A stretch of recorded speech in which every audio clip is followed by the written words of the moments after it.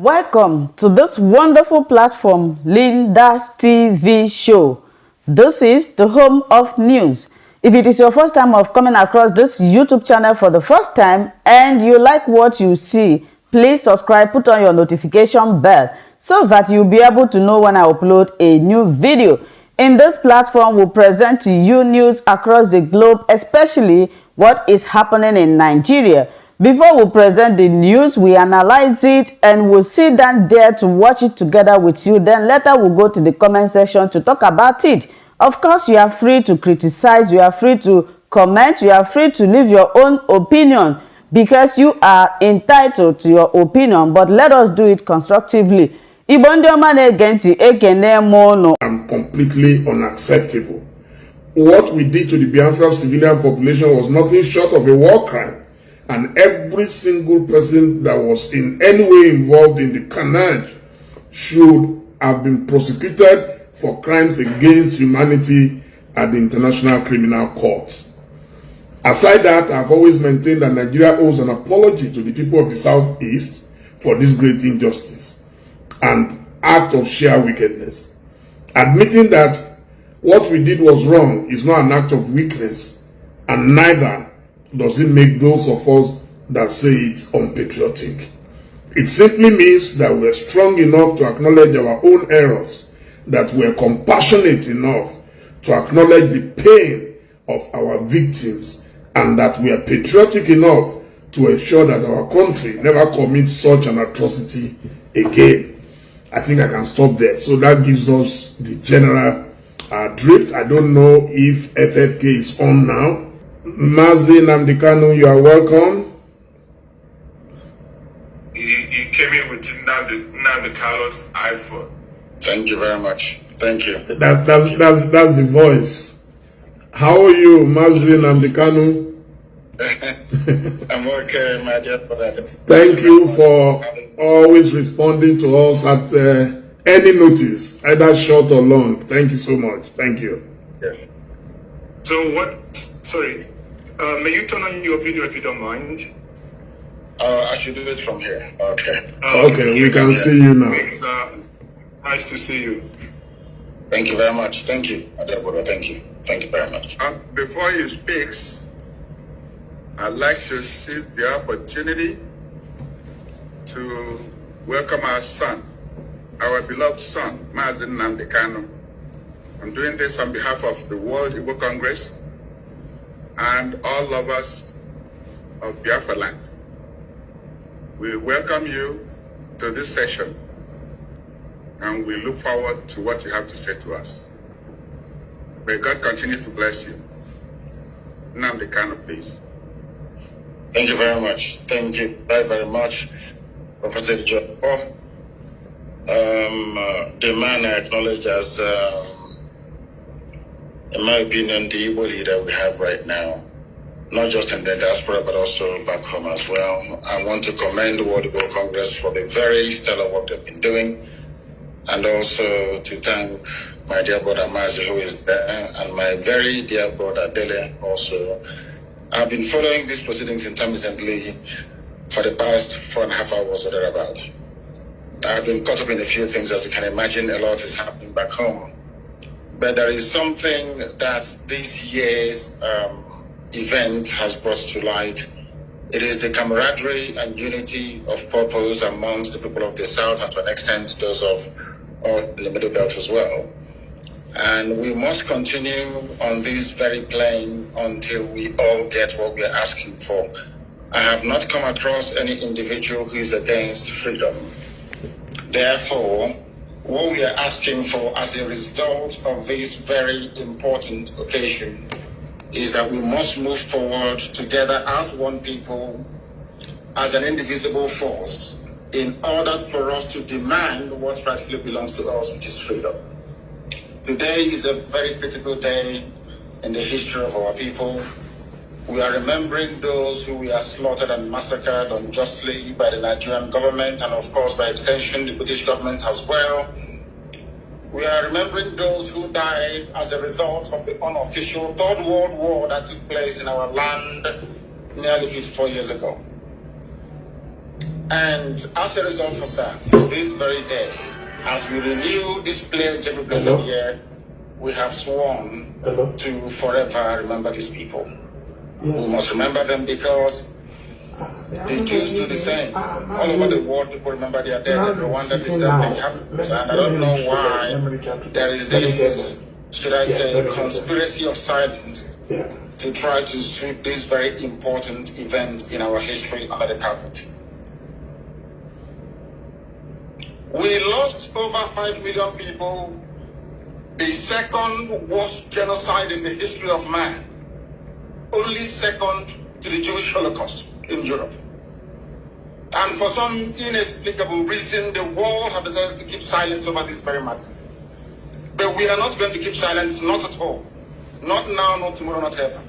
We are going to vigorously and relentlessly pursue this very effort to recognize the genocide that was committed against Biafran people, without apologies to anyone. It's a very good thing that before we came on air, I think the Ebonyi State government have now rescinded the threats they issued to all those who were intending to stay at home tomorrow. That is also commendable. It is not very often that I commend people, but I must say that I also commend Governor Willie Obiano, which I don't do very often, for the very critical work that he did today by laying a wreath at the cenotaph that he built for those that fell, for those that made it possible for us to remain alive this very day. I must say this to our people, those who are living, that it is because of the sacrifice of those brave men and women that is the singular reason why we are not suffering the same fate as those of them from the Middle Belt, and to a very limited extent, those of our brothers and brethren from Ududuwa Republic. Why am I saying this? It is only in our land today that we do not have any significant presence of Fulani terrorist organizations in our bushes or in our forests. And why is that the case? Because our fathers taught us how to fight. They fought for Biafra, unaided, unassisted, for over 3 years. We fought the two strongest major powers in the world as at that time, the USSR and Great Britain. Egypt fought against us. The OAU was against us with the exception of the likes of Julius Nyerere and Wilfred Brennan of Cote d'Ivoire. We suffered immeasurably. And now, like then, Israel was under attack and they couldn't provide any meaningful help. But we survived it. Not out of our own might, not out of our own power, we survived it because God Almighty in heaven was with us. And this generation have now come to complete the work that those of them of 67 to 1970 started. And we are not going to stop. I want the world to understand me very clearly. We are not going to stop. It doesn't matter what it takes. It doesn't matter how many lives they extinguish. It doesn't matter the genocidal tendencies they bring with them into our land. We are not going to stop. Everybody listening, everybody watching, everybody remotely interested in justice and peace must understand this. Our destination is freedom, and that very place we're heading to is Biafra. And nobody, no soul on this earth can stop us. Instead of Biafra not to come, we all perish. I want our adversaries, our enemies to understand this very, very clearly. We are not going to retreat, not one iota, not 1 inch, because Biafra must come. Because the hatred have continued to this very day. As I'm speaking and addressing all of you right now, they are still arresting, extrajudicially murdering people in our land, people who are alien to our culture, our way of life, our tradition. They are in our land directing their people to slaughter, to kill without mercy. Unfortunately, those we regard as political leaders have connived with these people to ensure the decimation of their own population. That is the type of nonsense we can no longer condone. As you all know, there is no significant Fulani presence in our land because our fathers taught us how to fight. And we are doing so today without apologies to any idiot. We're not going to apologize because we have been apologizing for nearly 50 years. And we have not gotten anywhere in terms of our collective advancement and development in the damnable zoological republic called Nigeria. That is why we must know what we're doing. And that is why anybody who is remotely interested in the affairs of our people must understand this. that we are determined, doubly determined. 50 years, or should I say 54 years, is a very long time, and 51 years is the end of the war. But now that we have come, or should I say now that God Almighty in heaven, that we should come, we are not going to relent. We are not going to do anything whatsoever to jeopardize the sanctity and the holiness of this very mission. We love our people. We love every ethnic nationality that makes up Nigeria as it is presently constituted. We have no hatred towards anybody. We love peace. We love life. We love the progress of other people. But we are in a country where people hate us for no reason, where people despise us for no reason. And we can no longer go on apologizing. And Nigeria as a state, the entire Africa as a continent must acknowledge. The same way they acknowledge the genocide in Rwanda, they must rise up to acknowledge the genocide in Biafra, or else there will be no peace for development in the whole of Africa. And I'm not saying it apologetically. I am stating a fact that ought to be forcefully demanded for. And Biafra itself must be restored for those who have come before us, for their sacrifice, for their courage, for their gallantry and their bravery. It is a very good thing today that one of the co-hosts here is our brother Dele, a man that I cherish and I appreciate very much. And also the very excellent work that Mazi is doing. But let us make this thing very, very clear. We were wronged by the Nigerian state, by every ethnic group in Nigeria. I know that my good friend and brother, Obadiah Mailafia, rang me and apologized a while ago for the role that they played in the massacre of Biafran people, the role that they played in aiding and abating a very unlawful invasion of Biafra land, because all Ojukwu asked for was restructuring. The same thing we're arguing for today. Ojukwu went to Aburi to argue for restructuring. Ojukwu did not go to Aburi to declare any state of Biafra. He never went to Aburi to declare any war. Ojukwu went to Aburi so that all of us in Nigeria, including those from the middle belt, from the west, everywhere can have freedom. It's something we're asking for today. They twisted the narrative. They changed our history. They turned it upside down. They made us the villain. They tried to demonize our general, a man of peace, that went to Aburi in Accra to go and in Ghana to go and negotiate for peace. A peace that Britain prevailed upon Cohen not to implement. But over the years we've been taught that we are the aggressors. Such nonsense can no longer hold, it can no longer obtain, and that is why, as I said earlier, unapologetically we are pursuing the freedom of Biafra, and nobody can stop us. Anybody on our path is going to fall, is going to die. Instead of Biafra not to come, every living organism in Nigeria will die, I swear to God Almighty in heaven, because we are not going back. It is a good thing today that some notable Nigerians are on this very platform discussing what transpired 54 years ago. Most have tweeted to say, may it not happen again.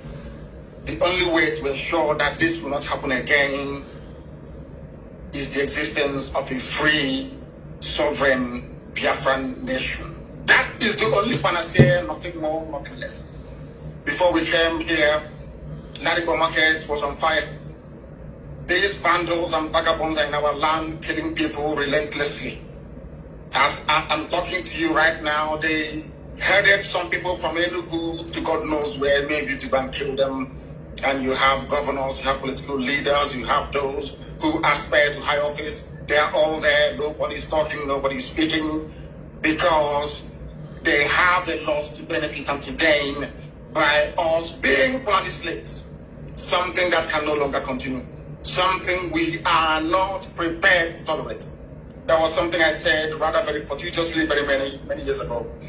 I said during one of my broadcasts on Radio Biafra that for Nigerians to understand that God is upset with them, that every tribe in Nigeria, every ethnic group in Nigeria will experience what we passed through during the Biafran War. that they too will also become refugees. And today, there are IDP camps everywhere. People that thought they were safe before now are fleeing their homes. The same thing that happened to us between 1967 and 1970. And that is why our appreciation and our thanks for those men and women that fought to keep us safe can never, ever, ever be overestimated. We will continue to appreciate them. We shall continue to honor them. And I thank all of, those who are non-Biafrans. I understand that some people who are Biafrans came on this very platform and trying to play the script of their masters. That same divide and rule by saying there is something called Southeast and South-South. All bunkum. I have said it many times on many fora, on many platforms, that everybody in the East, we are all one people. I don't understand why people are hung up about this divide and rule of Gowon. It was Gowon that created Cross River State. Gowon created River State. Not because he loves the people of the South, not at all, but because he wanted to divide us. And we must rise up. We must rise up to the game of these people and say no to them. Now that Yoruba and Igbo are one, do you see them trying to play that game anymore? Now that Biafra and Oduduwa are one and inseparable, bonded together in one, do you see them playing their stupid games? I don't know why some people will come and say they're from Nigeria, they're from South. In order to perpetuate that very division, which the Fulanis have cleverly exploited over very many decades and many years. I don't know when we are going to learn. And the sooner we learn, the better for us. I thank all of you once again. And this very effort to recognize the genocide against Biafrans continues until United Nations and the whole world rise up to this very challenge and acknowledge that a great deal of injustice was done to Biafrans. Tomorrow is our at home. Complete and utter lockdown everywhere. And as I said earlier, I do commend the governors for coming out and saying that civil servants should not come or should not turn up to work tomorrow. It's a very good thing. We must all be bound together in order to ensure that Nigeria, first of all, takes the blame for what they did. And secondly, that the whole world will rise up to the obligation to do oppressed people and do the very right thing. Once again, I thank you all very much. And my very special thanks to Professor Ejiofor for the very wonderful and sterling work that you're doing, you and your team. Thank you very much. And may you both gather and be with all of you. Watching Linda's TV show. I will see you again in my next video. Remain blessed. I appreciate each and every one of you. And keep on watching Linda's TV show. If you have not yet subscribed, please, I beg you to do that so that you'll be getting more updates from me. Bye-bye.